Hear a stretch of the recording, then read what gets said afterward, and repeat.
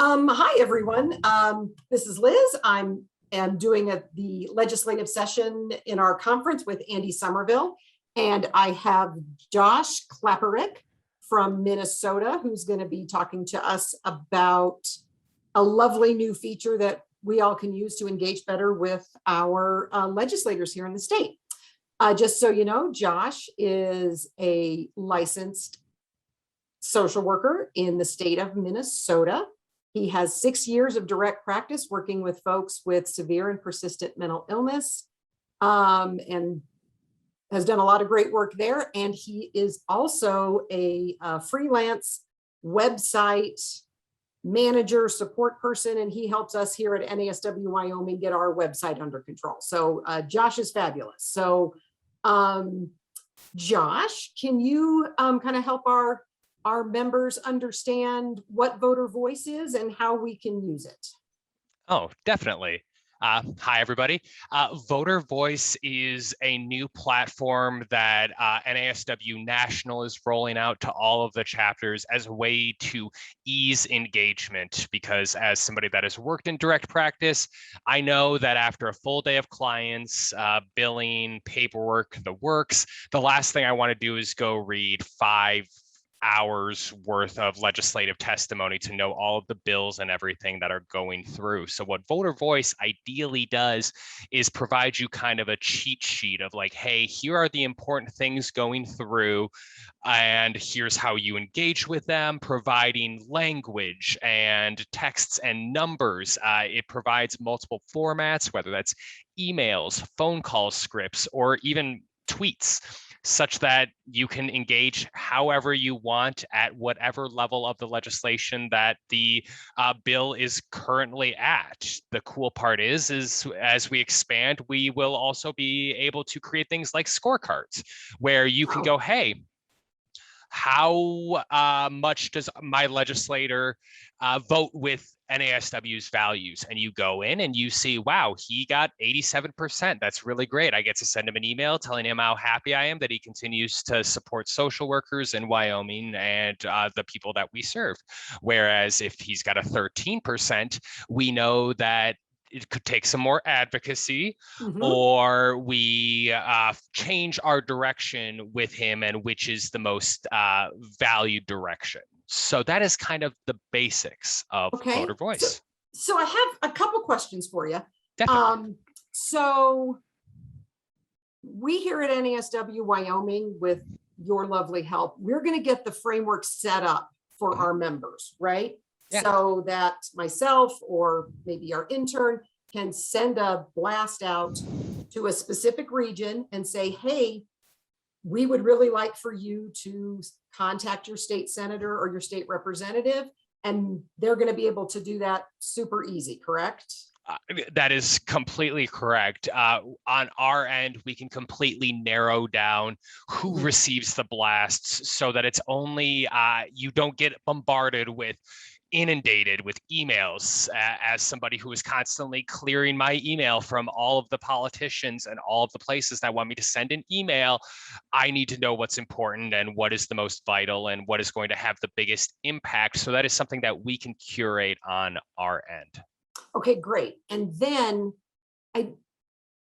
we talked before, you know, when we were discussing you coming on and helping us with this, you had kind of shared your ideas and thoughts on why it's better to send a personalized, targeted communication with a legislature rather than everybody just sending the same email.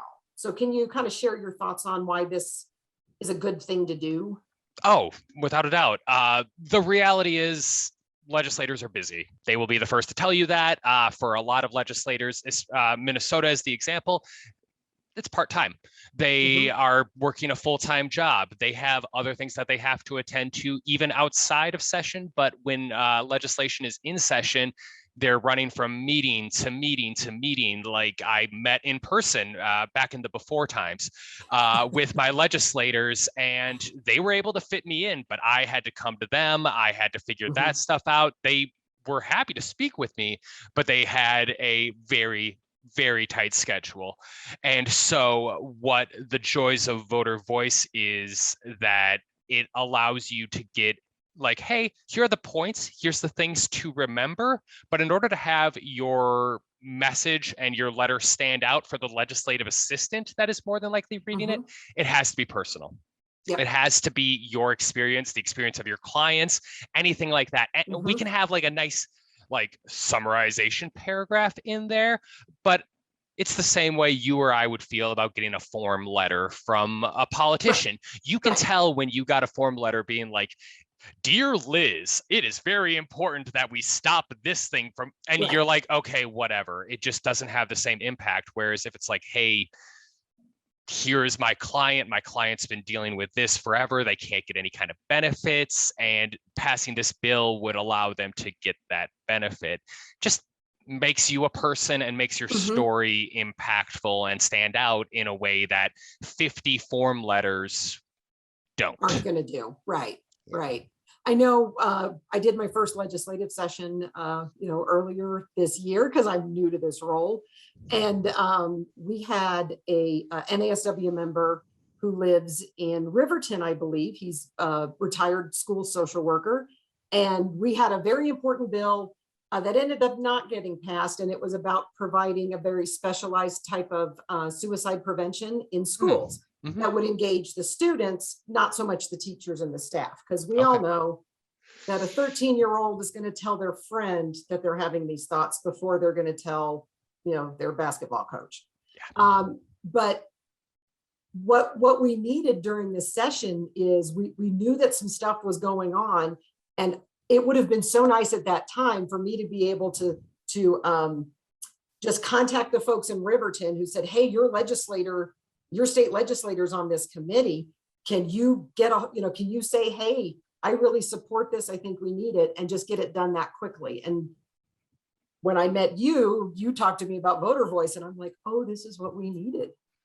Exactly, because after a certain point, we get so caught up in day-to-day life that one bill that can have a massive impact. And that's the thing that gets lost. We think of these legislators as these ethereal beings that exist on our TV, but especially for state legislators, it's like, no, you're going to bump into them at the coffee shop or the gas station, and you reaching out and personally being like, hey, can we have a phone call or something about how important this is to me, can be the difference maker in whether a bill gets passed. Because you get that legislator on your side, they're going to go to their other legislators and they're going to go, hey, I heard this story, it's really important, and it would have a massive impact.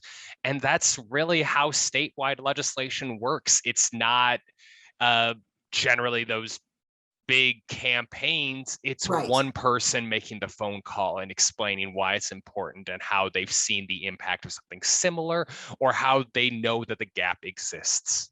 Right. And I think what is so unique, I think this is truly unique about Wyoming, is, if I'm the state representative for Douglas, Wyoming, or I'm trying to think of the one, or Newcastle, Wyoming, my constituent population is very small. It's very small compared to even, Vermont or Alaska, who just has bigger populations. So the limited experience I've had this year, where we had the opportunity to advocate with Representative Liz Cheney's office, Senator Barrasso, and Senator Lummis, that there's so few constituents. I think one person's voice is a lot more amplified than maybe it would be when I was living in Colorado Springs. Oh, very much so. It's already impactful, but that's the perfect example, because it's not just on a state level, it's also on that national level. And you got to think of it statistically. And I also think that with that mental perception we have of politicians, we also go, oh, they're not going to listen or care about me, or they're so inundated with information. It's like, yeah, but they're not getting as many letters and phone calls and emails and tweets as you might think that they're getting. And it is very important that even if you're like, there's no way they're voting on this or no way it's going to pass, but hey, you're like, hey, I'm a constituent, I care about this. And when they have a couple thousand constituents for the state, or like tens of thousands of constituents on for the national, it Right. goes, okay, I got 10 letters. You're one of the 10 that make the difference. And I think what I have learned, I've lived in Wyoming since 2006. And what I've learned about Wyoming is, you probably know this, Josh. I know the folks watching our video right now know this, that Wyoming is very Republican. And I made the wrong assumption when I first came here, that that might mean my legislator or my city council person or whoever won't agree with me because I might have a different political leaning. And I found out that was wrong. Because one of the things I learned, and it just came home this last legislative session, is no matter what political party anybody might be in, what I've learned about our legislators pretty globally is they care about the people that they represent. So if we can make that personal story real for our representatives, I think even if we don't maybe get the voting result that we want, we are still informing those legislators, and they really want that. Immensely so. That's no matter where you go. I think we get caught up in this dichotomy of Democrat versus Republican, forgetting that after a certain point, those are just nice, easy boxes to categorize and for fundraising and all of those other political things behind the scenes. But I think what you said is the most important. They care about the people that they're serving, because after a certain point, this is public service that they are acting in, and we are that public, and our the people that we serve are also that public. And that is another thing that Voter Voice is so cool about. It informs you so that you can inform the people that you work with, because you think you're overwhelmed with stuff. Imagine the people that you work with. They're like, I'm addressing this, that, and the other thing. I don't have time, energy, motivation to go understand. Like, also, you can get caught up in feeling like your voice doesn't matter. And you're like, as you said, you think about, oh, everybody's a Republican, they won't listen to me. It's like, no, that's not true. At all, because it's, I guess if we strip that away, it's if everybody's a Republican, nobody is because it's just, hey, we're all different parts of the spectrum. To put people into labels is just diminutive. And so, yes, are we going to agree on everything? No, but that's any person, any group of people. We're going to disagree on stuff, but the human ability to find common ground is inescapable regardless of party lines. And that's why that personal email means so much, rather than being like, oh, party lines, I emailed you because you're a Democrat. Or also it shows the importance of those different viewpoints. Because that's how we move the dialogue. Exactly. And what I've been excited about, and what you shared with what you were doing with the West Virginia chapter, I think we're similar to West Virginia in a lot of ways, but that this platform is going to make it easy for the social worker or the counselor sitting in tent sleep or chug water, and it's a thing that they're important, and so that we're kind of doing the legwork for that person so that they can give their 2 cents to their legislators in a very easy way. Yes, it's, hey, we've got the talking points all laid out. We've got the details of the bill number all laid out. Here's you don't even need to look up your legislator's number or email. You don't even need to look up who your legislator is, because that is something that Voter Voice does. You put in your zip code and your address, and boom, here are the people that we will be sending this to. And so you can focus on sharing your story and the important information, rather than get caught up in all the minutia of who should I be writing to, what's the status of this bill, because you'll have it at your fingertips. I think I gave you the ability to share your screen. Are you able to show us on our own website where that lives now? I can definitely do that. We'll give it a try. We will pull up the website. So Nice. this is what we're looking at is the current action alerts. We don't have Okay, how any did you list. get to that page? Can you start from our very Oh, beginning page? definitely. So you pull up and you get our homepage, and it's lovely and amazing. And currently, the best way to get there is to go to the advocacy tab and pop down to action alerts. That is Cool. what's going to bring you to the voter voice.